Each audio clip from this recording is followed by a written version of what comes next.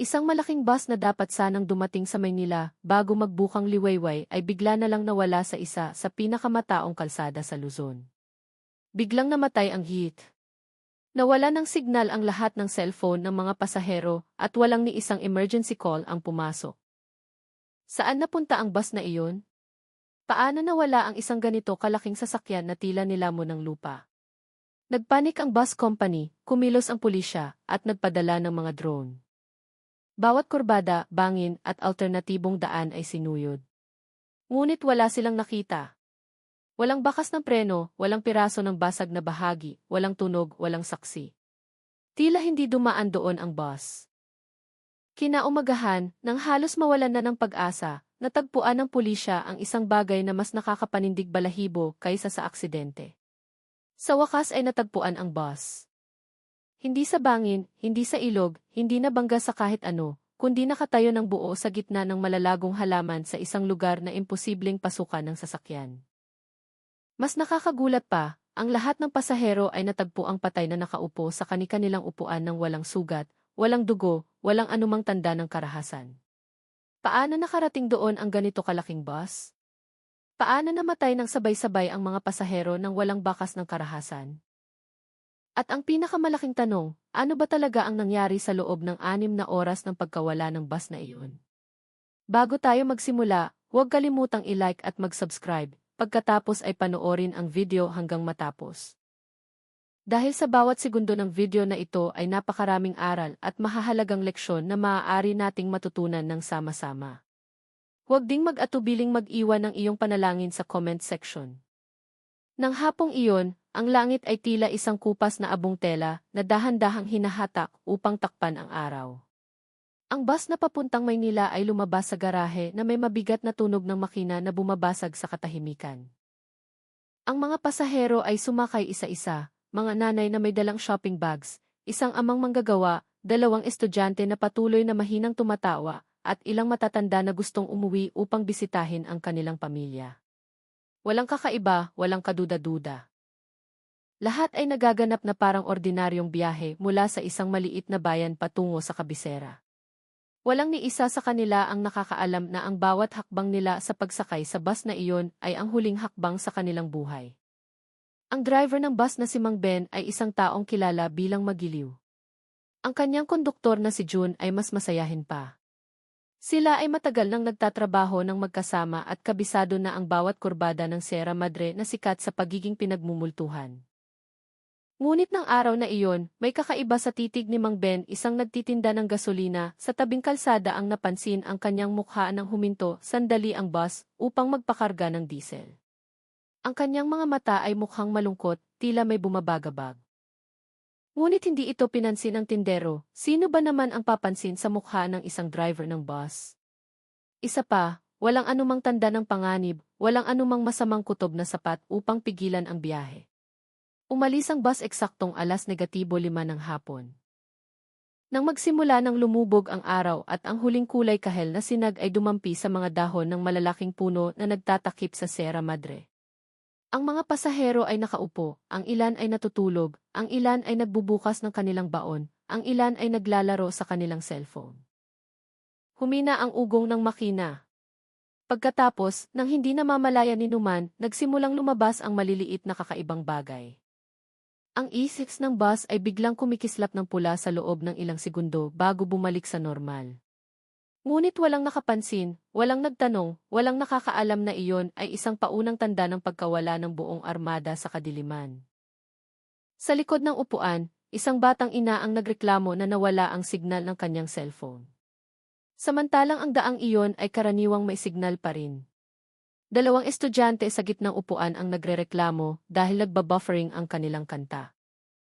Isang lalaking may edad na gustong mag-video call sa kanyang anak ay patuloy na pinipindot ang screen, ngunit hindi kumokonekta ang numero. Normal lang yan kapag malapit na sa Sierra Madre, sabi ng driver na sinusubukang pakalmahin ang mga pasahero. Ngunit totoo ba na normal iyon, o may isang bagay na naghihiwalay sa kanila mula sa labas ng mundo? Isang bagay na mas malaki na hindi nakikita na naghihintay na sa gitna ng kagubatan. Dahan-dahang umusad ang bus papasok sa Sierra Madre. Ang malalaking puno ay nakayuko na parang gustong harangan ang daan. Ang hangin ay lalong nagiging basa, ang langit ay lalong dumidilim, at ang ihip ng hangin ay nagdadala ng kakaibang amoy ng basa, tulad ng amoy ng lupa o nabubulok na kahoy. Ilang pasahero ang nagsimulang makaramdam ng discomfort. Bakit ang lamig? Bakit biglang dumilim? Ulan ba ng malakas? Walang nakakakumbinsing sagot. Tanging ang tunog lamang ng makina ng bus ang umaalingaw-ngao sa pagitan ng mga matatandang puno. Kilala talaga ang Sierra Madre. Maraming kwento ang kumalat. Nawawalang bus, naliligaw na truck. Ang mga motorista ay nakakakita ng malalaking nilalang na naglalakad sa gitna ng kagubatan. Karamihan ay itinuturing na alamat, mga kwentong pambata na pinalaking. Ngunit ng gabing iyon, ang kwentong iyon ay hindi na lamang isang alamat. Sa gitna ng kalsada, biglang kumislap muli ng pula ang hits ng bus. Sa pagkakataong ito, hindi na ito bumalik. Sa pagkakataong ito, tuluyan nang nawala ang signal. Sa head office ng bus company, ang operator na nagbabantay sa biyahe ay kaagad na nagtaas ng ulo. Sir, nawala ang signal ng bus number 27. Nawala. Paano nawala? Total na nawala, sir. Ang huling lokasyon ay hanggang sa bungad lang ng Sierra Madre. Nagsimulang lumabas ang unang tanong. Bakit ang bilis nawala ng signal?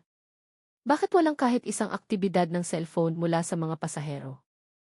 Ngunit ng gabing iyon, walang sagot at ang bus ay patuloy na umusad sa kadiliman na hindi pa nito narating kailanman. Ilang oras matapos makapasok ang bus sa Sierra Madre, nagsimula nang magpanik talaga ang bus company. Sinubukan na nilang tawagan ng paulit-ulit ang driver. Sinubukan na nilang kontakin ang konduktor, sinubukan na nilang tawagan ang ilang pasahero na nakalista ang numero. Ngunit lahat ay nagbigay ng parehong sagot. Ang numerong inyong tinatawagan ay hindi maabot. Paano posible? Paano namatay ng sabay-sabay ang gihit at 40 numero ng pasahero? Mayroon bang signal jammer? Mayroon bang hijacking? Ang operations manager ay nagsimulang balisa. Siya ay naglalakad pabalik-balik habang hawak ang ulo. Hindi ito normal. May nangyari. Hindi maaaring mawala ang bus ng walang ingay. Sa huli ay nagpasya siyang tawagan ang pulisya. Sir, nawala ang isang bus namin. Patay ang hihit. Patay ang lahat ng numero ng pasahero. Hindi sumasagot ang driver. Mabilis na kumilos ang pulisya. Madalas na silang nakakarinig ng mga ulat ng aksidente sa kalsadang iyon. Ngunit ang sabay-sabay na pagkawala ng lahat ng signal sa malawak na radius ay nagpapakaramdam na iba ang lahat. Tila ang buong bus ay nilamon ng isang bagay na nagputol ng lahat ng koneksyon nila sa labas ng mundo. Ang pulisya, DSWD, at mga volunteers ay umalis agad ng gabing iyon. Malakas ang ulan, madulas ang kalsada, makapal ang fog. Ngunit pumasok pa rin sila sa madilim na kagubatan na may dalang malalaking flashlight, thermal drone, at off-road vehicle. Ngunit ang natagpuan lang nila ay kawalan. Walang bakas ng gulong, walang basag na salamin, walang bakas ng pagpepreno, walang tunog ng paghingi ng tulong, walang tanda na dumaan ang bus. Tila hindi man lang pumasok ang bus sa kalsadang iyon. Nagsimulang magtanungan ang mga pulis sa mahinang boses na maihalong takot. Maaari bang inilihis ang bus sa ibang kalsada? Maaari bang nahulog sila sa bangin? Maaari bang ito ay isang malaking hijacking? Ngunit walang anumang tanda ng paglaban. Walang piraso ng body ng bus, walang tumagas na diesel. Isang pulis ang mahinang nagsabi, hindi ito aksidente. Nawala ang bus na ito. Bigla na lang nawala. Sa parehong oras sa Maynila, nagsimulang dumating ang mga pamilya ng mga pasahero sa opisina ng bus company.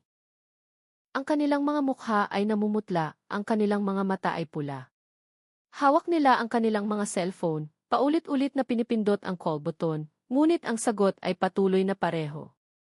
Kahit sa messenger ay isa lang ang check. Tanda na talagang hindi aktibo ang cellphone. Paano posible na sabay-sabay na patayin ng lahat ng pasahero ang kanilang mga cellphone? Paano posible na walang ni isa man ang nagpadala ng mensahe? Paano posible na isang bus ang nawala ng walang bakas, walang ingay, walang tanda ng paglaban? Nang sumapit ang pinakamadilim na bahagi ng gabi, lalong lumakas ang ulan, lalong lumakas ang hangin, at lalong dumilim ang kagubatan ng Sierra Madre. Sa likod ng mga puno, naririnig ang hindi maipaliwanag na mga tunog, mga mahaba, malalim na ungol na tila hininga ng isang malaking nilalang. Ngunit tumanggi ang mga pulis na maniwala sa mga bagay na supernatural. Patuloy silang sumuyod, patuloy na lumusot sa dilim, patuloy na naghahanap ng lohika. Hanggang sa nagsalita ang isa sa mga pulis, kung hindi natagpuan ang bus sa kalsada, marahil ay hindi dumaan ang bus sa kalsada. Ang tanong na iyon ay nanatili sa hangin na tila isang banta. Ano ang ibig sabihin? Bakit kailangang lumabas sa kalsada? May pumilit ba sa bus na pumasok sa kagubatan? Walang nangahas sumagot. At ang gabing iyon ay natapos ng walang anumang pagtuklas. Tanging takot ang kumapal, misteryo ang lumaki, at mga tanong ang bumigat sa puso ng bawat isa. Kung hindi aksidente, kung hindi pagnanakaw, kung hindi hijacking. Ano ba talaga ang nangyari sa bus na iyon? Malakas ang buhos ng ulan sa Sierra Madre na tila libu-libong karayom ng tubig na bumabagsak sa mga dahon. Kumidlat sa likod ng burol, lumikha ng puting liwanag na bumabasag sa dilim sa loob ng ilang sandali, sapat upang ipakita ang anino ng malalaking puno na nakatayo na tila tahimik na mga higante. Sa gitna ng sitwasyong iyon, ang grupo ng pulisya, DSWD, at mga volunteers ay pumasok sa lugar na pinaniniwala ang pinangyarihan ng pagkawala ng bus. Ang mga ilaw ng flashlight ay sumisikat sa kagubatan na tila may itinatago. Walang anumang tanda na pumasok ang bus sa lugar na iyon. Kahit kaunti. Imposible naman na isang malaking bus ang basta na lang mawala. Imposible na maglaho ng walang iniiwang gasgas sa lupa, bakas ng gulong o tumagas na diesel. Ngunit iyon ang katotohanan. Dose-dosenang opisyal ang kumalat, sinisuyod ang gilid ng bangin, binubuksan ang mga palumpong, sinisikatan ng ilaw ang bawat sulok. Ngunit wala silang nakita. Walang tunog ng makina, walang sigaw, walang amoy ng gasolina. Tila ang buong bus ay sinipsip sa dilim ng walang babala. Malalim na bumuntong hininga si Komandante Reyes. Hindi ito ordinaryo, sabi niya habang nakatingin sa mapa. Pumasok sila 5:05 ng hapon. Sa loob ng 1 oras dapat ay nakalabas na sila sa kalsadang ito. Ngunit ang katotohanan ay patuloy na lumipas ang oras, lagpas 9:09 ng gabi, 9:10 hanggang halos hating gabi, at walang anumang tanda na nakalabas ang bus mula sa kalsadang iyon. Saan sila nagpunta? Huminto ba talaga ang bus o nahulog sa bangin na hindi natin nakikita?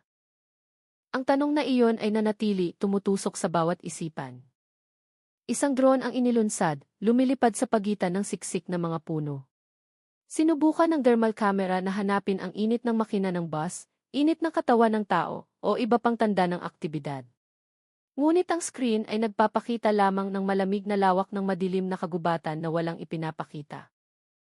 Maliban sa hugis ng mga hindi gumagalaw na puno, walang nakuhang kahit ano ang kamera. Tila walang laman ang kagubatan na ito, sabi ng operator ng drone na nanginginig ang boses. Wala ang bus dito. Ang ambon ay nagsimulang maging malakas na ulan. Ang hangin ay umikot na may tunog na parang mahabang bulong. Ilang opisyal ang nagsimulang makaramdam na may isang bagay na nakatingin mula sa likod ng mga puno. Ang ilan naman ay nakarinig ng mahinang tunog na parang yapak ng isang higante na dahan-dahang papalapit. Hangin lang ito, sabi nila na sinusubukang pakalmahin ang kanilang sarili. Ngunit ang kanilang mga balahibo ay nanindig. Ilang residente sa kalapit na barangay ng Sierra Madre ang nagtipon sa isang maliit na outpost na nagbabantay sa mga pulis. Isa sa kanila, isang matandang lalaki na may nakabaong mukha at pulang mata, ang lumapit sa isang pulis. Sir, kapag gabi, ayaw ng kagubatan na ito na may pumupunta. Lumingon ang pulis. Ano ang ibig mong sabihin, Manong? Lumunok ang lalaki. May mga tiyak na oras. Kinukuha ng kagubatan na ito ang sinumang pumasok. Hindi lahat ay nakakabalik. Ang pahayag na iyon ay nagpalamig sa hangin. Alamat lamang ba iyon o isang babala na dapat sanang pinakinggan simula pa lang? Ngunit tumanggi ang pulisya na sumuko. Patuloy silang sumuyod sa kabila ng pagod. Ngunit habang lumalalim ang gabi, lalong naging malinaw na walang ibinibigay na bakas ang kagubatan. Tila nilamon ang buong biyahe ng bus sa isang madilim na lihim na hindi gustong ibunyag. At ang pinaka-nakakabaliw na tanong ay lumabas sa isip ng isang batang opisyal. Kung hindi natagpuan ang bus na ito, ibig bang sabihin nito ay kinuha ito ng isang bagay na hindi tao? Ang tanong na dating itinuturing na nakakatawa ay nagsimulang maging makatwiran. Dahil ang gabing iyon, tila buhay ang Sierra Madre, nagbabantay, nagpapawala ng isang bagay ng walang bakas, at walang ni isang tao ang kayang labanan ito. Kinabukasan, kahit makulimlim pa ang langit, puno na ang police outpost. Nagsidatingan ang mga mamamahayag, umiiyak ang mga pamilya ng mga pasahero, at nagtipon ang mga residente upang maghanap ng sagot na hindi dumarating. Ang kapaligiran ay puno ng tensyon. Gusto ng lahat ng kasiguruhan. Gusto ng lahat na malaman kung ang bus ay naaksidente, nahijack, o mas masahol pa, sadyang pinawala. Nagdaos ng maliit na press conference ang hepe ng pulisya ng rehiyon. Ang hinala namin sa simula ay isang malaking aksidente o pagnanakaw, sabi niya. Ngunit hindi lubos na nakakumbinsi ang pahayag na iyon. Paano posible na ang pagnanakaw ay magpapapatay ng lahat ng git at lahat ng cellphone ng sabay-sabay? Paano maitatago ng mga magnanakaw ang ganito kalaking bus sa isang gabi? Aksidente. Kung aksidente, nasaan ang wreckage? Nasaan ang bakas ng preno? Nasaan ang tanda ng paghingi ng tulong ng mga pasahero? Pagnanakaw. Kung pagnanakaw, bakit walang bangkay na natagpuan sa tabing kalsada? Bakit walang alahas o gamit na nakakalat? Ang parehong kalsada ay sinulyod ng paulit-ulit at patuloy na walang ipinapakitang bakas. Tila nilamon ng lupa ang biyahe ng bus. Mahinang nagsalita ang isa sa mga investigador. Isang access entry point lang ang bus at hindi sila lumabas doon. Ibig sabihin, nasa kagubatan ang bus. Ngunit kung nasa loob ng kagubatan ang bus, bakit hindi ito natagpuan? Nahulog ba ang bus sa isang malaking butas? Naligaw ba sa isang hindi nakikitang daan? Pumasok ba sa isang lugar na lumalabas lamang sa tiyak na oras? Sinubukan ng komandante ng pulisya na magbigay ng rasyonalisasyon. Hindi, may lohikal na paliwanag. Ngunit habang lumipas ang mga oras, nagsimulang gumuho ang paniniwalang iyon. Sa kabilang banda, nagsimulang mag-ingay ang mga pamilya ng mga pasahero. Ipinakita nila ang huling chat, huling tawag, huling litrato ng mga pasahero bago nawala ang bus. Lahat ay mukhang normal. Walang tanda ng pagpanik, walang takot, walang senyales na haharapin nila ang kamatayan. Umiyak ang isang ina. Nagpadala ang anak ko ng litrato na kumakain ng tinapay sa bus. 5 minuto pagkatapos, namatay ang numero niya. Paano nangyari iyon? Paano nga ba nangyari? 5 minuto mula sa buhay at nagbago ang mundo. Nagsimula na ring malito ang bus company. Ang ganitong pagkawala ng gisik ay hindi pa nangyari kailanman. Total na nawala ang signal. Imposible iyon maliban kung may matinding paggambala. Matinding paggambala, anong uri ng paggambala ang makakaputol ng 40 cellphone ng sabay-sabay? Anong uri ng paggambala ang makakaputol ng high-tech na gits? Anong uri ng paggambala ang nangyari lang eksaktong oras na pumasok ang bus sa Sierra Madre? Nagsimulang makaramdam ng may mali ang lahat ng partido. May mali sa kagubatan na iyon. May kumukuha ng bus na iyon. May isang bagay na naghihiwalay dito mula sa labas ng mundo. Nang tumaas pa ang araw, bumalik ang mga residente at pulis sa Sierra Madre. Sinubukan nilang hanapin ang iba pang mga tanda na maaaring nalimutan nila ng nakaraang gabi. Isang residente ang nagsabi, "Sir, nakarinig ako ng kwento na kapag may nawawala sa bundok, kadalasan ay hindi sila naglalakad sa daan ng tao." Ang pahayag na iyon ay nagpahinto sa mga pulis. Ano ang ibig mong sabihin na daan? Tumingin ang residente sa kagubatan. May ibang daan. Isang daan na lumalabas lang para sa mga naliligaw. Nagrebelde ang lohika ng tao. Ngunit pagkatapos ng isang gabi nang walang natagpuan, ang mga salitang iyon ay hindi na gaanong kakaiba. Sa wakas ay nagsalita ang komandante ng pulisya, kung gayon, hahanapin natin ang daan na iyon. At nang magsimula silang pumasok ng mas malalim sa kagubatan, nang may maingat na mga hakbang at mabigat na paghinga, lalong lumakas ang pakiramdam ng discomfort. Huminto ang hangin, naging makapal ang hangin. Ang kagubatan ay tila tumitingin pabalik sa kanila. Tila nagsasabing, hinihiling ninyo ang isang bagay na hindi inyo. Sa sandaling iyon, isang opisyal ang nakahanap ng isang bagay, isang maliit na piraso ng tela, basa, puno ng lupa. Ang telang iyon ay pag-aari ng isa sa mga pasahero, parehong kulay at disenyo ng litratong ipinakita ng pamilya. Ngunit ang bakas na iyon ay wala sa tabing kalsada. Ang bakas na iyon ay malalim sa loob ng kagubatan. Paano nakarating dito ang pasahero? Paano sila lumabas ng bus? O nasa loob ba ng kagubatan ang mismong bus? At habang mas lumalayo sila, mas naging malinaw na anuman ang nangyari ng gabing iyon ay hindi aksidente, hindi pagnanakaw, hindi hijacking, kundi isang bagay na mas malaki, isang bagay na hindi nakikita, isang bagay na lumamon sa bus, at sa lahat ng kaluluwa sa loob nito. Isang huling tanong ang nagtatapos sa kabanatang ito. Ano ba talaga ang naninirahan sa gitna ng Sierra Madre na kayang pigilan ang signal, putulin ang gig, patayin ang lahat ng cellphone, at ipawala ang isang malaking bus ng walang ingay? Kinaumagahan, ginising ang Maynila ng balita na hindi pa formal na naibabalita, ngunit kumalat na mula sa bibig-bibig. Isang bus na papuntang Maynila ang nawala sa Sierra Madre. Ang balita ay lumutang sa hangin na parang lason na dahan-dahang kumalat sa bawat pamilya ng pasahero. Sa terminal ng mga dating, nagsimulang marinig ang mga hikbi. Ang mga pamilyang dapat sana ay susundo sa kanilang mga mahal sa buhay ay nakatayo ng balisa. Hawak nila ang kanilang mga cellphone, pinipindot ang call button, sinusubukang magpadala ng mensahe. Ngunit ang sagot na natatanggap ay palaging pareho. Isang check, isang check, isang check. Hindi konektado, hindi aktibo. Walang tanda ng buhay. Paano posible na sabay-sabay na patayin ng lahat ng pasahero ang kanilang mga cellphone? Paano posible na isang bus na puno ng tao ang mawawala ng walang ni isang mensahe?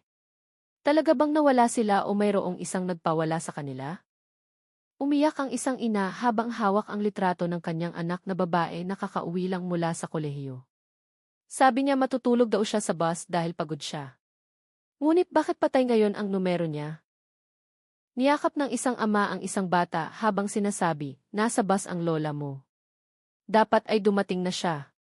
Binugbog ng isang asawa ang information desk habang sumisigaw, bakit hindi ninyo alam ang posisyon ng bus? Bakit patay ang hits? May itinatago ba kayo? Ang panik ay naging galit. Ang galit ay naging takot. Ang takot ay naging hinala. Sinubukan ng bus company na pakalmahin ang sitwasyon. Ngunit ang bawat pangungusap ay tila walang laman, tuyo at hindi nakakatulong. Nag-coordinate na kami sa pulisya. Sinusuyod pa rin namin ang lugar. Hinihingi namin ang pasensya ng mga pamilya. Pasensya? Paano sila magpapasyensya kung ang tanging sasakyan na nagdadala sa kanilang mga mahal sa buhay ay nawala sa isang kagubatan na kilala sa paglamon ng tao?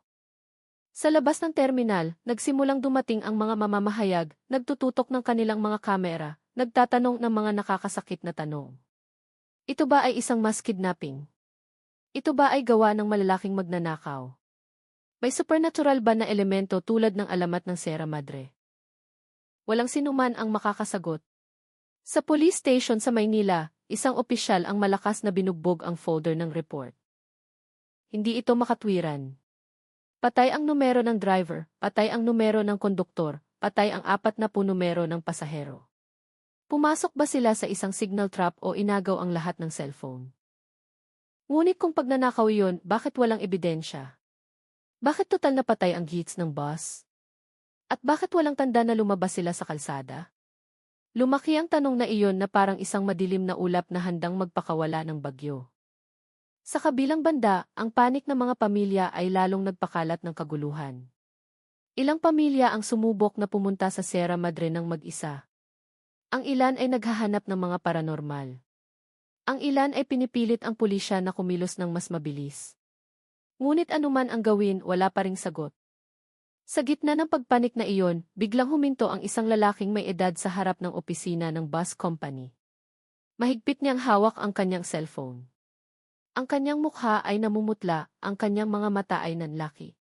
Ito ang boses ng asawa ko, mahinang sabi niya. Lahat ay lumingon. Nagpadala siya ng voice message 4 na minuto bago nawala ang bus. Nanginginig ang kamay ng lalaki nang i-play niya ang mensahe. Narinig ang boses ng isang matandang babae. Ngunit putol-putol ang boses niya. Naku po, ang bagal ng bus na parang nawawala. Kumikislap ang ilaw. Nagsimulang balisa ang lahat. Ngunit sa huling segundo ng recording, narinig ang ibang tunog, isang mabigat, malalim na tunog na hindi tao, tulad ng hininga ng hangin ang nagsasalita. At biglang naputol ang mensahe. Nanginginig ang lahat. May nagtanong sa mahinang boses. Ano iyon? Walang nakasagot. Walang nangahas. At sa mataong terminal na iyon, sa unang pagkakataon, napagtanto ng lahat na anuman ang nangyari sa bus ay marahil mas nakakatakot kaysa sa aksidente o pagnanakaw. Dahil may tunog na hindi dapat naroroon, isang bagay na hindi tao. Sa rehiyonal na himpilan ng pulisya malapit sa Sierra Madre, hindi rin nawawala ang tensyon. Mabilis na kumilos ang lahat ng opisyal, binubuksan ang lumang mapa, mga aerial photo, lumang access road na hindi na ginagamit, anumang makapagbibigay ng pahiwatig. Ngunit lahat ay bumalik sa isang punto. Hindi lumabas ang bus mula sa pangunahing kalsada. Kung hindi lumabas, ibig sabihin, nasa loob ng kagubatan ang bus. Ngunit sinuyod na ang kagubatan at wala silang nakita. Paano posible na hindi mahuli ang isang ganito kalaking bus? Drone, paano posible na walang init ng makina na naitala? Paano posible na walang tunog? Nasa isang lugar ba ang bus na hindi maabot ng mata ng tao? Isang investigador ang nakatitig sa screen ng monitor ng GHX ng bus na ngayon ay nagpapakita na lang ng gray na icon na walang signal. Ang huling beses na nagpadala ng lokasyon ang bus na ito ay 1 segundo lang bago namatay ang signal at iyon ay sa bungad ng Sierra Madre. Kaya't namatay ang bus eksakto nang pumasok sa kalsada, tanong ng isa pang pulis. Hindi lang ang bus, patay din ang lahat ng cellphone ng pasahero sa parehong minuto. Ang tanong na iyon ay nagpatahimik sa buong silid. Ito ba ay nagkataon lamang o may nangyari eksakto sa tarangkahan ng Sierra Madre? Sumingit ang isa sa mga opisyal. Kadalasan kapag may aksidente, may tanda, mga piraso, basag, bakas ng banggaan. Wala nito. Tila inalis ang bus sa kalsada. Inalis? Ang salitang iyon ay nagpatayo ng mga balahibo. May nagbukas ng mga report ng mga nakaraang insidente. Nandoon ang listahan ng mga nawawalang sasakyan, mga naliligaw na motorista. At mga kwento ng residente tungkol sa mga kalsada na nagbabago ng hugis o mga sasakyan na sumusunod sa liwanag at hindi na bumabalik. Isinara ng mayor ng pulisya ang file na iyon. Huwag ninyong dalhin ang mga kwentong multo dito. Ngunit walang ni isang opisyal ang nangahas tumingin sa kanyang mga mata ng direkta. Dahil ang naranasan nila ng nakaraang gabi ay mahirap ipaliwanag gamit ang lohika. Ang isa sa mga drone na ipinadala ng madaling araw ay bumalik ng walang recording sa tiyak na minuto, tila pinatay ng sapilitan ang kamera ng drone o may nakita na hindi dapat makita. Nasira ba ang drone? Hindi. Ipinapakita ng sistema na pinatay ng manual ang kamera. Sino ang nagpatay nito? Walang nakakaalam. Kinilabutan ang opisyal. Ang senior investigator ay hinawakan ang kanyang baba ng tahimik. Kailangan nating maghanap ng saksi. Kung totoong may dumaan nang nawala ang bus, baka may nakita siya. Ngunit sino ang mga ngahas dumaan sa kalsadang iyon sa gabi? Sino ang umuwi mula sa bukid ng paglubog ng araw? Sino ang huling nakakita sa bus? Habang patuloy na nag-uusap ang mga pulis, may dumating na report mula sa isang residente ng nayon sa gilid ng Sierra Madre. Isang lalaking may edad na ang natagpuang nawala ng malay sa gitna ng kalsada ng nayon na puno ng lupa at dahon ang katawan. Tila gumapang siya palabas ng kagubatan. Nang magising, hindi siya tumigil sa panginginig. Sabi niya nakakita siya ng isang bagay ng nakaraang gabi, isang bagay na may kinalaman sa bus na iyon. Nakita ko ang lahat, sabi niya na nanginginig ang boses. Ngunit hindi iyon tao. Nagtinginan ang mga pulis. Sa wakas ay lumabas ang saksi na kailangan nila. Ngunit ang huling pangungusap ng saksi ay nagpatigil sa kanilang dugo. Hindi na aksidente ang bus. Hindi na nakawan ang bus. Pinahinto ang bus. Pinahinto ng ano? Yumuko ang saksi. Basag ang boses niya sa takot. Hindi ano, kundi sino. Isang malaking nilalang, napakalaki, nakatayo sa gitna ng kagubatan. Nakita ko siyang binuhat ang bus na parang laruan. Nanginginig ang mga pulis. Hindi iyon ang sagot na inaasahan nila. Ngunit nakapagtataka, ang lahat ng detalye na binanggit ng saksi ay tumutugma sa mga anomalya na kanilang natuklasan. Patay ang gisik, patay ang signal, naputol ang drone, walang bakas ng paglaban, walang bakas ng gulong. Tila may isang bagay na talagang kumuha sa bus mula sa daan ng tao at dinala ito sa ibang lugar. Ngunit ang pinakamalaking tanong ay hindi pa rin nasasagot. Kung talagang dinala sa loob ng kagubatan ang bus ng isang bagay na hindi tao, nasaan ang bus ngayon? Buhay pa ba ang lahat ng pasahero nang mangyari iyon? At bakit pinili ng Sierra Madre ang bus na iyon ng nakaraang gabi? Walang nakakaalam. Ngunit isang bagay ang sigurado, ang misteryong ito ay lumampas na sa hangganan ng lohika ng tao. At anuman ang nasa loob ng kagubatan ay naghihintay na pumasok ng mas malalim ang mga pulis. Kinaumagahan, puno pa rin ang police station ng mga malamig na kape, basang mapa at mga pagod na mukha ng mga investigador na hindi nakatulog ng magdamag. Lahat ay nagtatanong ng parehong bagay. Paano nawala ang isang bus na puno ng tao ng ganoon lang? Ang lohikal na sagot ay hindi na makatwiran. Ang makatwirang sagot ay hindi na lohikal. Nang umabot sa tuktok ang pagkalito, isang residente ng nayon ang nagmamadaling dumating sa police station. Hingal na hingal siya, namumutla ang mukha na tila bagong nakakita ng kamatayan. Dalawang opisyal ang agad na umalalay sa kanya papasok. Sir, tulungan niyo po ako. May nakita po ako kagabi. Nanginginig ang boses na tila ang dila niya ay maihawak pa ring takot na nakakabit sa kanyang lalamunan. Kumunot ang noo ng senior investigator. Ano ang nakita mo? Lumunok ang residente. Tila sinusubukan niyang kumpirmahin kung gusto ba niyang sabihin ang nasa isip niya. Ngunit sa huli ay nagsalita siya, nakita ko ang bus na iyon, ang nawawalang bus. Nakita ko mismo ng aking mga mata. Nagkaroon ng biglang katahimikan sa silid. Totoo ba na may saksi? Totoo ba na may nakakita sa huling biyahe ng bus na iyon? Ang mga tanong na iyon ay sumakop sa buong silid na parang bagyo. Nagpatuloy ang residente sa mahinang boses. Tila takot na marinig ng kagubatan. Umuwi ako mula sa bukid. Paglubog na ng araw, naglakad ako sa gilid ng Sierra Madre. Bigla akong nakarinig ng tunog ng makina ng bus na mahina, na parang hirap. Tiningnan ko ang kalsada. Gumagalaw ang bus ng walang ilaw. Madilim, mabagal na parang nalilito sa paghahanap ng direksyon. Humilig ang opisyal. At ano ang nangyari? Hindi sinundan ang bus ng sinuman. Walang ibang sasakyan, walang boses ng tao. Ngunit nakita ko ang mga pasahero, lahat ng mukha nila ay nakadikit sa salamin na parang naghahanap ng tulong. Nagsimulang humingal ang saksi, lumuha ang kanyang mga mata. Ngunit wala pa iyon. Tumingin siya sa pulisya na may titig na puno ng takot. Bigla may lumabas mula sa kagubatan. Isang bagay na malaki, matangkad, mas malaki kaysa sa truck.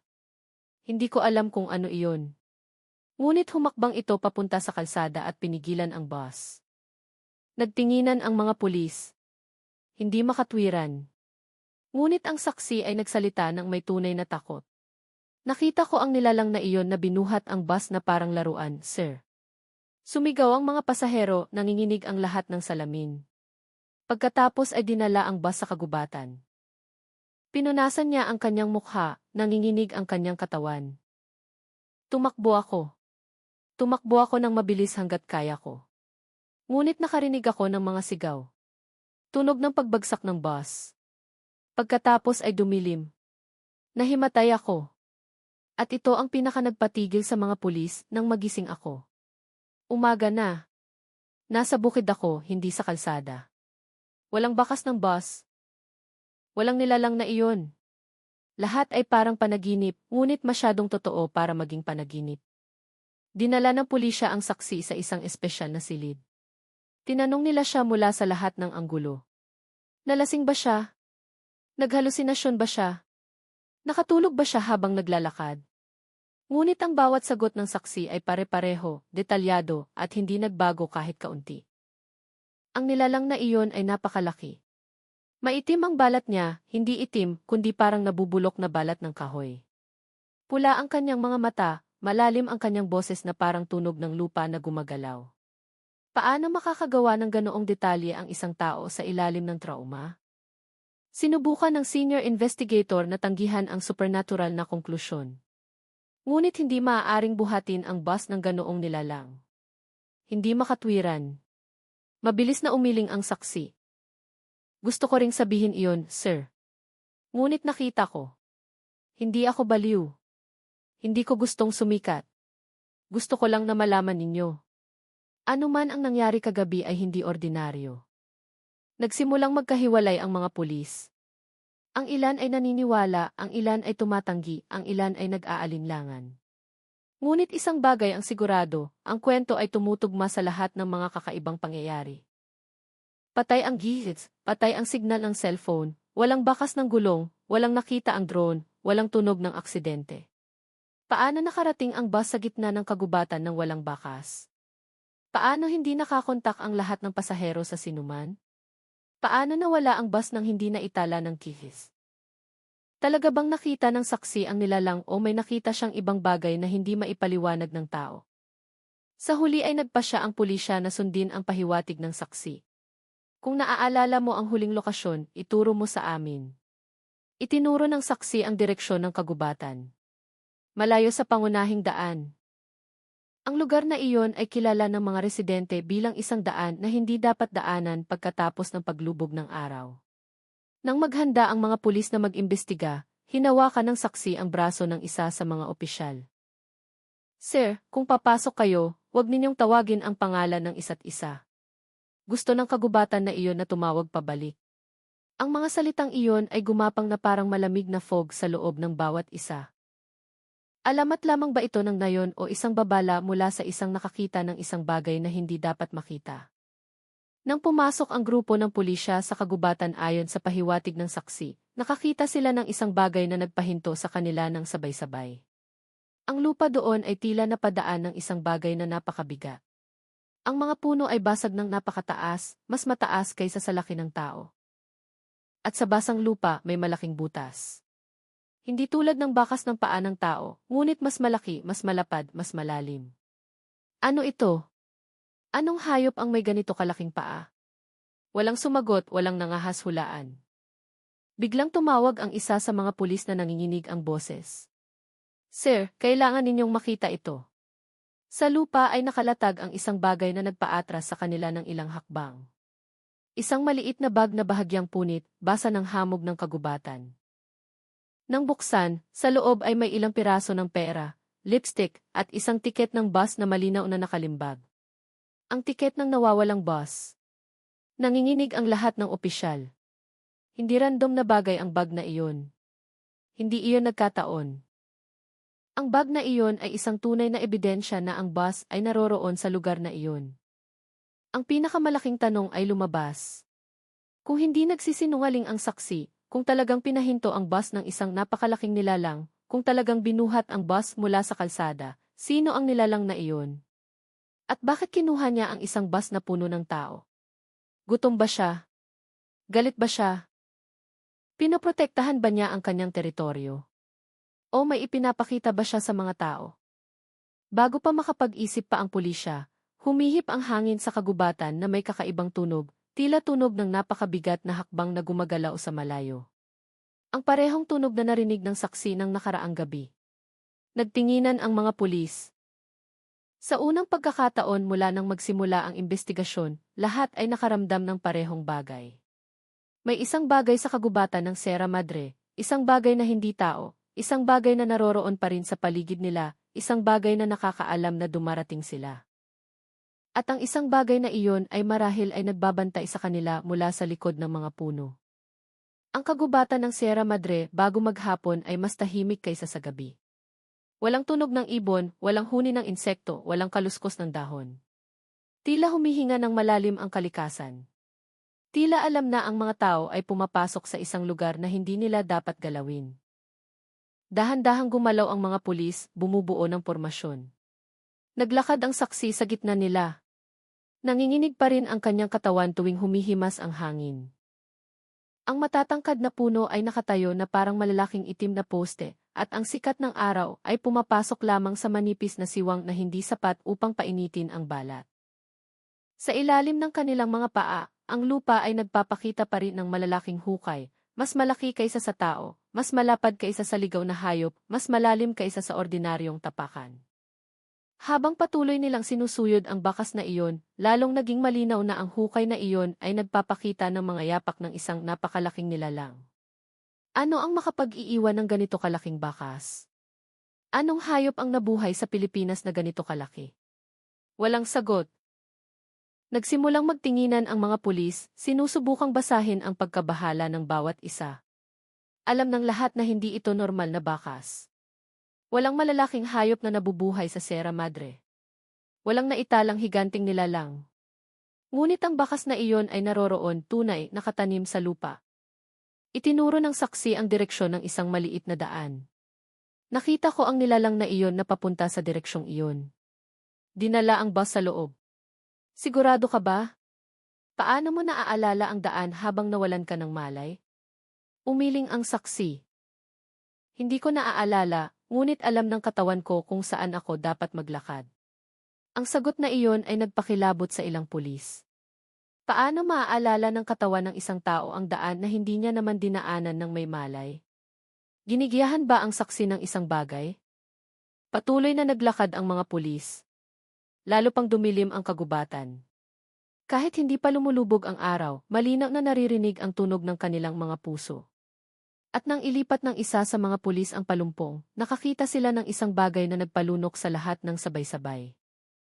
Ang malalaking puno ay nabunot mula sa ugat, hindi na buwal, kundi nabunot na tila hinatak ng napakalaking puwersa. Sino ang makakagawa nito?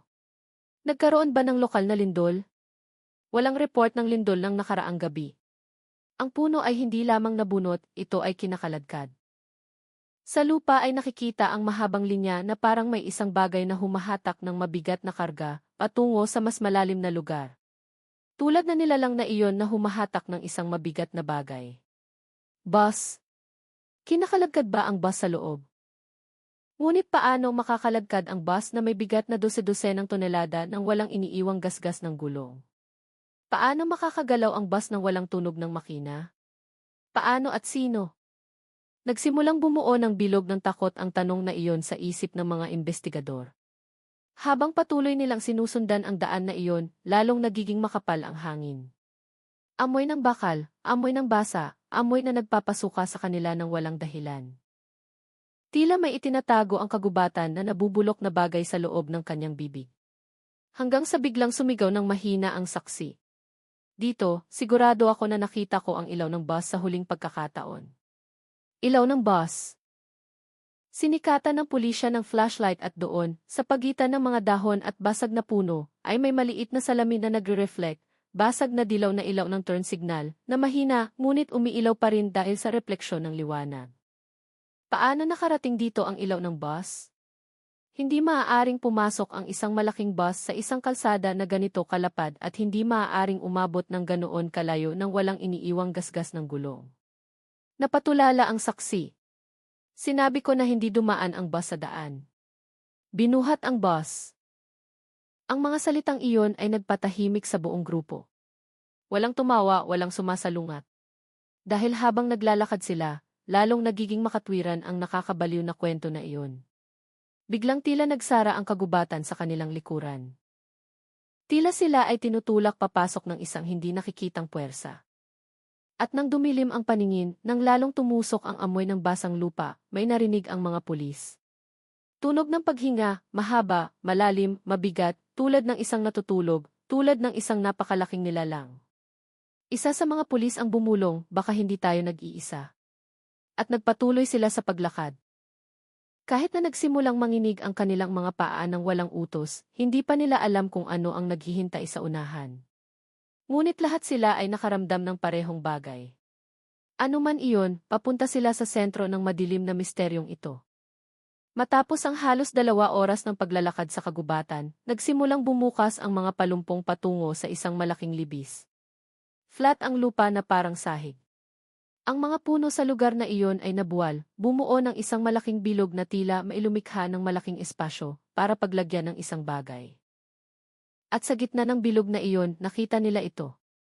Ang bus na iyon, ang nawawalang armada, buo, hindi nakabaligtad, hindi nasusunog, hindi nasira kahit kaunti.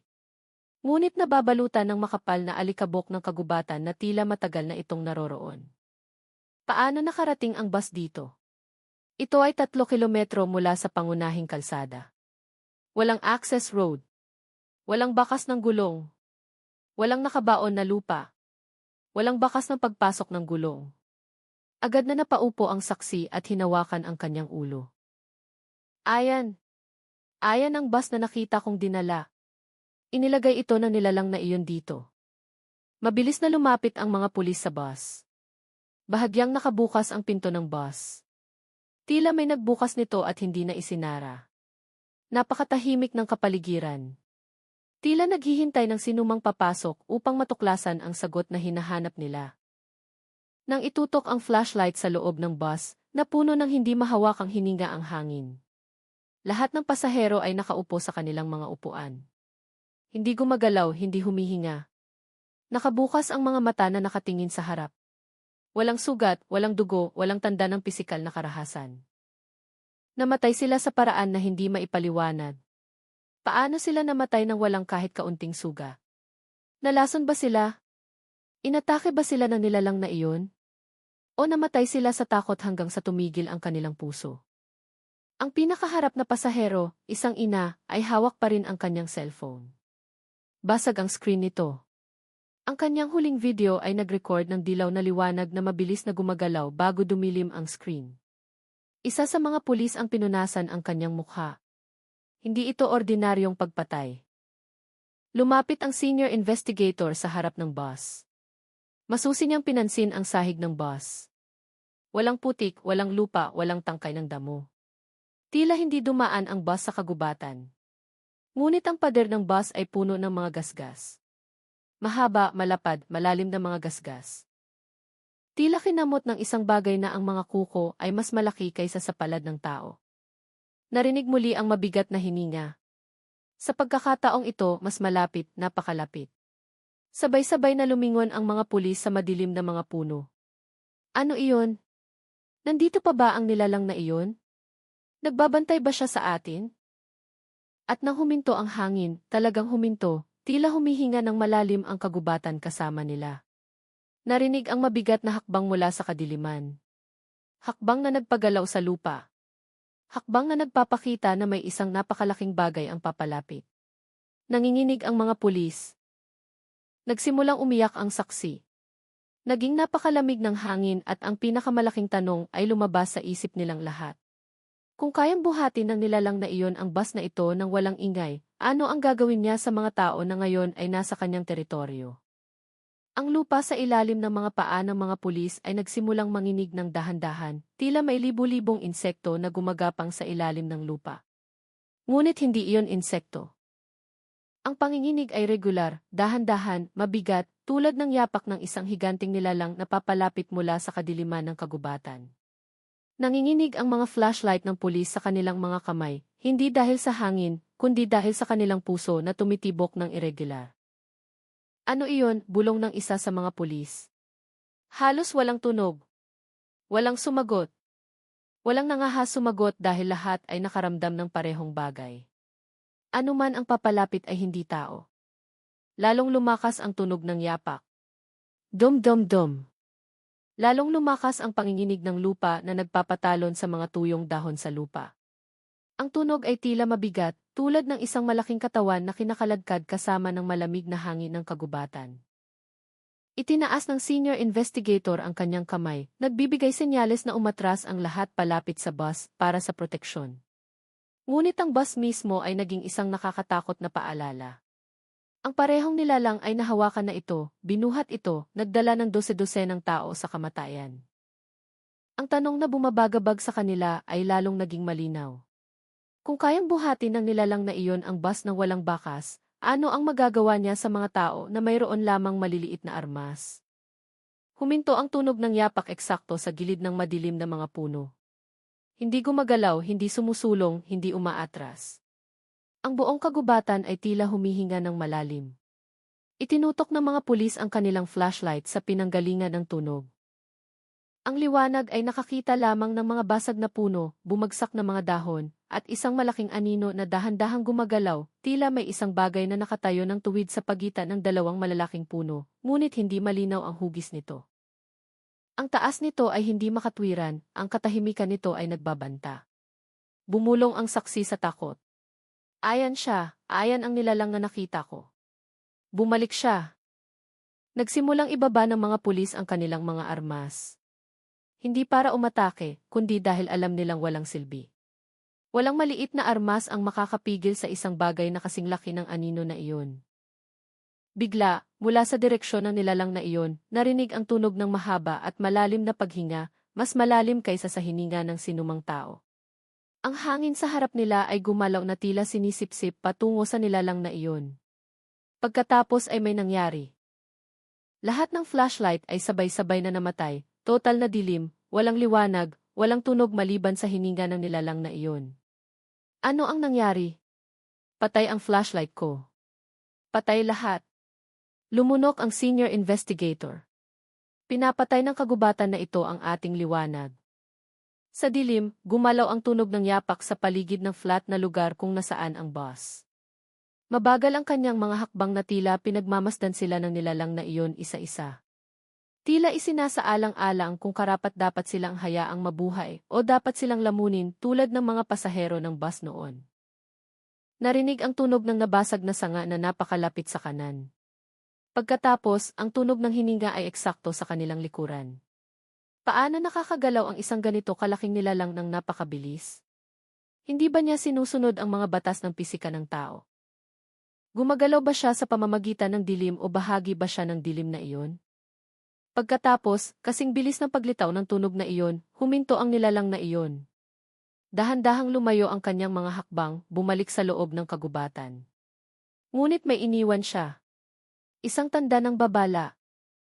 Isang pulis ang kinapa ang lupa nang nanginginig ang kamay at nakakita ng isang bagay na basa, mainit at malaki. Isang bakas ng paa na mas malaki kaysa sa katawan ng isang adultong tao. Malalim, nakabaon, tila sinakal ang lupa ng hindi makatwirang bigat. At sa malapit, isang sinulid ng jacket ng isa sa mga pasahero ng bus. Itinakip ng saksi ang kanyang mukha, umiiyak. Alam niya na nandito tayo. Alam niya na naghahanap tayo. At ang pinaka-nakakatakot na tanong ay lumabas, pinayagan ba silang mabuhay ng nilalang na iyon sa isang tiyak na dahilan o may hinihintay siya? Isang bagay na hindi pa nangyayari. Matapos bumalik ang katahimikan, dahan-dahang naibalik ang mga flashlight, kahit na ang ilan ay kumikislap. Tila muling nabuhay ang liwanag sa kagubatan na iyon. Pumasok muli ang mga pulis sa bus, sinusubukang unawain kung ano ba talaga ang nangyari sa mga pasahero. Ang lahat ng katawan ng pasahero ay nakaupo pa rin ng tuwid. Walang bakas ng dugo, walang pasa, walang bakas ng sakal o banggaan. Ngunit ang kanilang mga mukha ay naging malamig na may ekspresyon ng takot na nagyelo. Nakabukas ng malapad ang mga mata, lumaki ang mga pupil na tila nakakita ng isang bagay na napakakakilakilabot bago sila namatay. Isang pulis ang sinuri ang pulso ng isa sa mga biktima at mabilis na umiling. Patay na sila ng mahigit 8 oras, marahil eksakto matapos mawala ang bus. Ngunit paano sila namatay? Bakit lahat sila ay namatay ng sabay-sabay? Walang tanda ng pagkalason, walang sugat. Natuklasan ng senior investigator ang kakaibang bagay sa katawan ng mga biktima. Kung namatay sila sa takot o dahil sa atake sa puso, dapat ay matigas ang kanilang katawan o bumagsak.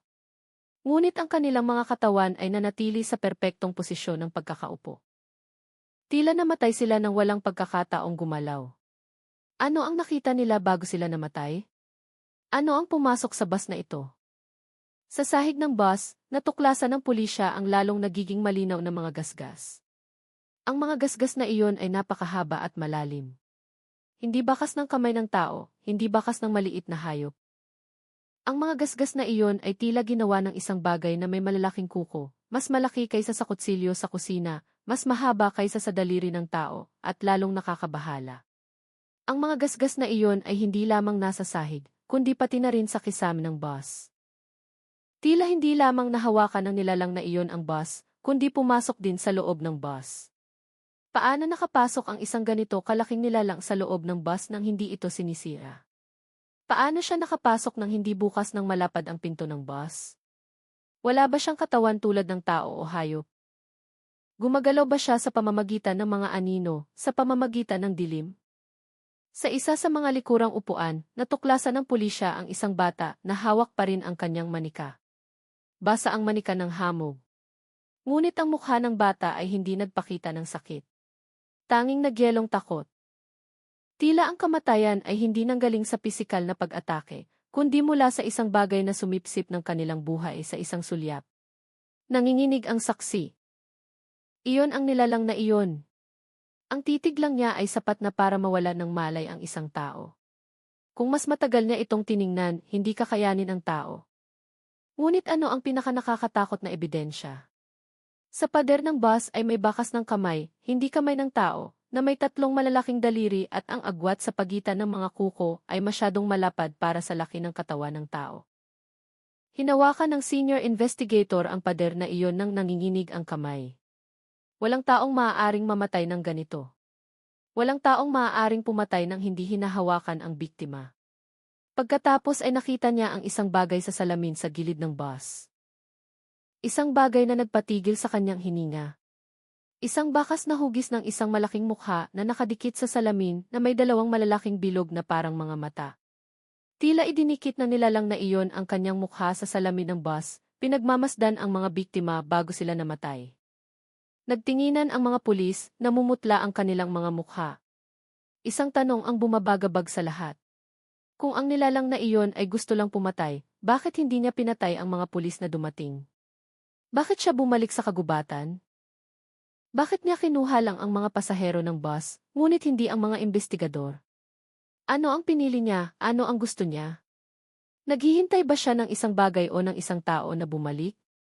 At ang pinakanakakatakot na tanong sa lahat, babalik pa ba ang nilalang na iyon upang kumuha pa ng marami?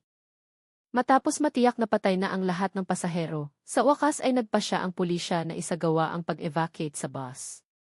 Kinontak nila ang technical team at isang malaking crane mula sa syudad. Ngunit lumabas ang bagong problema. Paano dadalhin ang crane sa loob ng kagubatan na wala man lang daan? Walang access road, walang ruta para sa mabibigat na sasakyan, walang patunguhan, ngunit kailangang sundin ang utos. Nagpa siya ang technical team na gumawa ng emergency road sa pamamagitan ng pagputol ng ilang puno. Ngunit ito ang nagpakilabot sa kanila. Nang puputulin na ang ilang puno, kusa itong bumagsak. Tila may nagtulak sa kanila. Tila binubuksan ng kagubatan ang daan, hindi dahil gusto ng tao na dumaan, kundi dahil may isang bagay sa loob ng kagubatan ang gusto na pumasok sila ng mas malalim. Nagkataon lang ba ito? Bakit kusa itong bumagsak? Binubuksan ba ng nilalang na iyon ang daan? Walang sumagot. Ngunit ang bawat punong bumagsak ay nag-iiwan ng kakaibang bakas ng pagkapunit na tila hinawakan ng isang bagay, hindi pinutol. Matapos makapasok ang crane, sinimulan ng team na ikabit ang bus upang hilahin palabas. Ngunit nang dumampi ang steel cable sa katawan ng bus, narinig ang kakaibang tunog ng metal na tila tumatangging hawakan. Aba! Bakit tila mapuputol ang steel cable? Nasuri na ang lakas ng cable, imposibleng ganito kahina. Nang simulan ng crane na hilahin, dahan-dahang umangat ang bus. Ngunit ang sumunod na nangyari ay nagpaatras sa lahat ng ilang hakbang. Bago pa man tuluyang umangat ang bus, malakas na nanginginig ang lupa sa ilalim nito na tila may isang bagay na humahawak sa bus mula sa ilalim. Hinto, hinto. Pinahinto ang crane. Muling tumahimik ang lupa. Nalito ang technical team. Malambot ba ang lupa? Nakasabit ba ang bus sa ugat ng puno? Ngunit matapos suriin ng flashlight, walang ugat, walang putik, hindi gumalaw ang lupa, mayroong isang bagay na napakalinaw. Tila hinahawakan ang bus mula sa ilalim. Tila may malaking kamay na humahawak dito, ayaw na kunin ng tao ang bus. Nagsimulang mag-alala ang mga tao. Ayaw ba ng nilalang na iyon na lumabas ang bus na ito? Ito ba ang teritoryo niya? Inaakala ba niyang ninanakaw natin ang pag-aari niya? Mabilis na nagpa siya ang pulisya. Hilahin natin ngayon. Ano man ang humahawak, hinding-hindi tayo susuko. Lalong tumaas ang tensyon ng hilahin ng crane sa kalahating lakas nito at umangat ang bus ng ilang sentimetro. Gumalaw ang lupa sa ilalim ng bus, kaliwat kanan, pataas pababa. Sumigaw ang saksi na kasama sa nakasaksi habang tinatakpan ang kanyang tenga. Ayan ang hininga niya. Nasa ilalim siya ng bus. Huwag ninyong buhatin ang bus. Galit siya, ngunit ang utos ay patuloy na sinunod. Malakas na humila ang crane, umuwol ang makina, umangat ng buo ang bus at matagumpay na nailabas mula sa libis. Agad na tumigil ang paggalaw ng lupa. Muling tumahimik ang kagubatan. Ngunit alam ng lahat na hindi iyon magandang tanda. Dahil may isang bagay, anuman iyon, ang nawala ng laruan. At kapag ang isang malaking bagay ay nawala ng pag-aari, ano ang gagawin niya sa mga tao? Ang tanong na iyon ay nanatili na parang madilim na ulap sa ulo ng bawat isa doon. Matagumpay nang nailabas ang bus mula sa kagubatan at inilagay sa emergency road malapit sa bungad ng Sierra Madre. Ngunit hindi nangahas ang pulisya na dalhin agad ang bus sa highway ng gabing iyon. Naghintay sila ng umaga para sa seguridad. Ngunit iyon ay isang malaking pagkakamali dahil ng gabing iyon, tinawag ng kagubatan ang tunay na may-ari ng bus. Bago maghating gabi, dahan-dahang bumuhos ang ulan.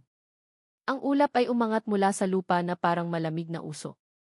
Ang spotlight na nagpapaliwanag sa bus ay kumikislap, namatay, umilaw, namatay muli. May problema ba ang generator?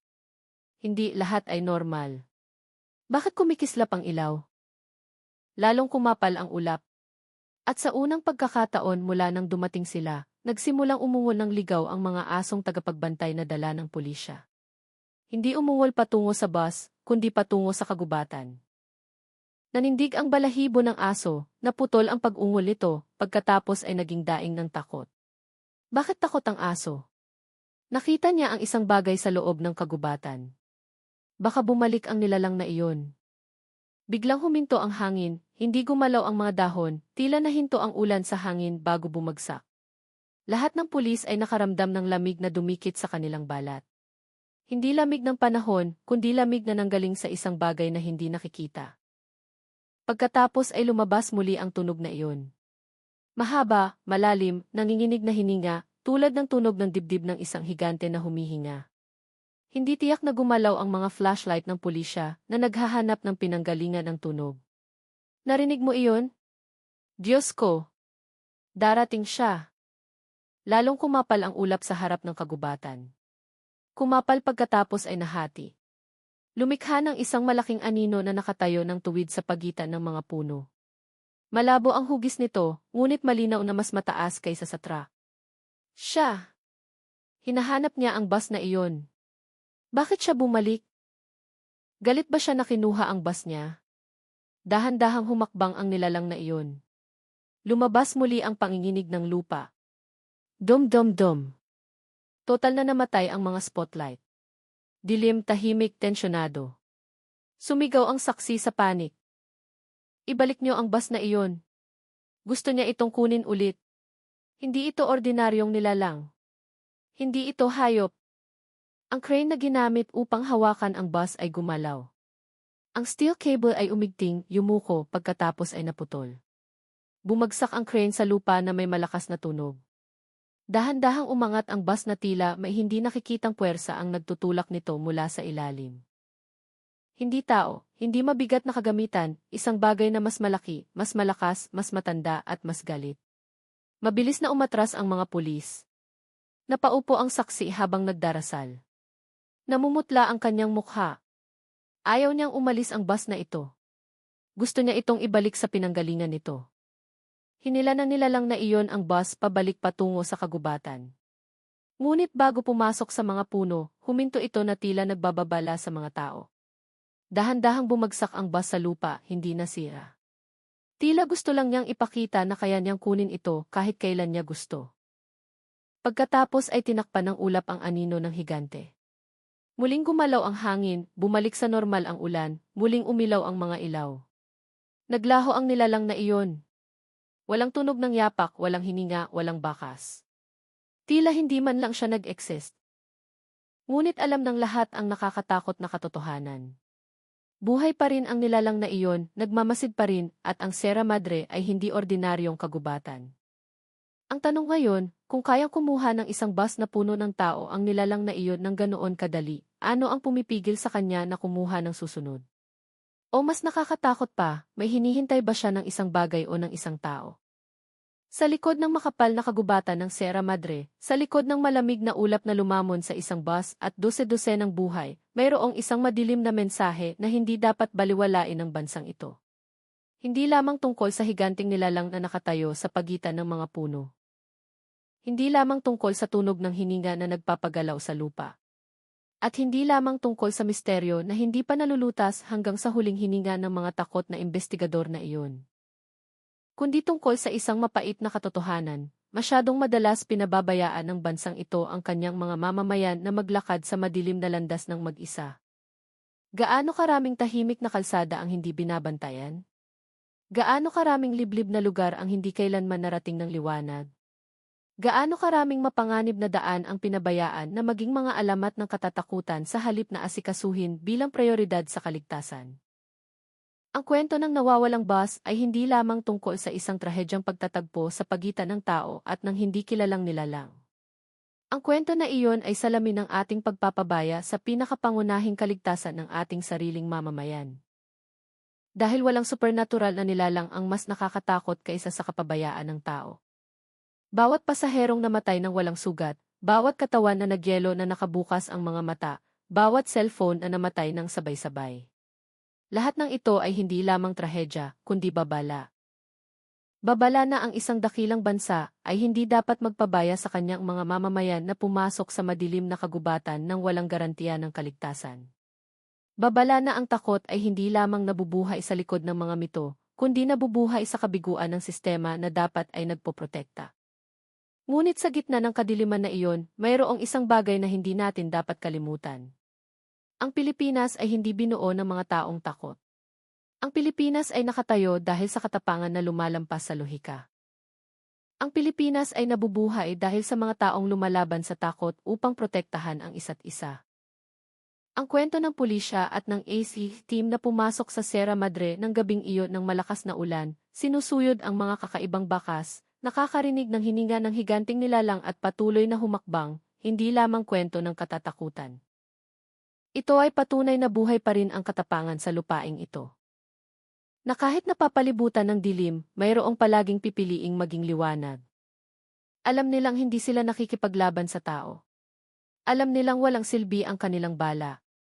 Alam nilang maaari silang mamatay, ngunit patuloy pa rin silang pumasok. Hindi ba iyon ang esensya ng nasyonalismo? Hindi lamang bandila at kanta, hindi lamang seremonya at talumpati, kundi ang katapangan na protektahan ang mamamayan kahit na ang nagbabanta ay kadiliman na hindi maipaliwanag. Ngunit mayroong isang bagay na mas nakakapanindig balahibo kaysa sa higanting nilalang na iyon. Ang takot na minana mula sa henerasyon hanggang henerasyon na hindi tayo ligtas sa sarili nating lupa. Gaano karaming residente ang natatakot pa ring dumaan sa madilim na kalsada? Gaano karaming barangay ang naniniwala pa rin na may bantay ang kagubatan dahil hindi kailanman sila binantayan ng bansa? Gaano karaming trahedya ang pinabayaan na maging misteryo dahil mas madaling sisihin ang hindi nakikitang nilalang kaysa ayusin ang nakikita? Ang trahedya ng nawawalang bus ay nagtuturo ng isang mapait na bagay. Kapag hindi naroroon ang gobyerno, naghahanap ang komunidad ng supernatural na paliwanag para sa kanilang takot. At ang takot na iyon ay lumalago at nagiging alamat na lumalamon ng buhay. Sa likod ng lahat ng takot na iyon, may isang tanong na patuloy na umaalingaw sa puso ng bawat isa na nagmamalasakit pa rin. Gaano karaming trahedya pa ang dapat mangyari bago natin ayusin ang bansang ito? Gaano karaming lugar pa ang dapat mawala sa ulap dahil sa kakulangan ng atensyon? Gaano karaming buhay pa ang dapat mawala bago natin mapagtanto na ang kaligtasan ng mamamayan ay hindi na mapag-uusapan? Ang bansang ito ay hindi dapat maging isang bansa na nagpapabaya sa kanyang mga mamamayan na mamatay sa tahimik na paraan. Hindi na dapat may mawawalang bus.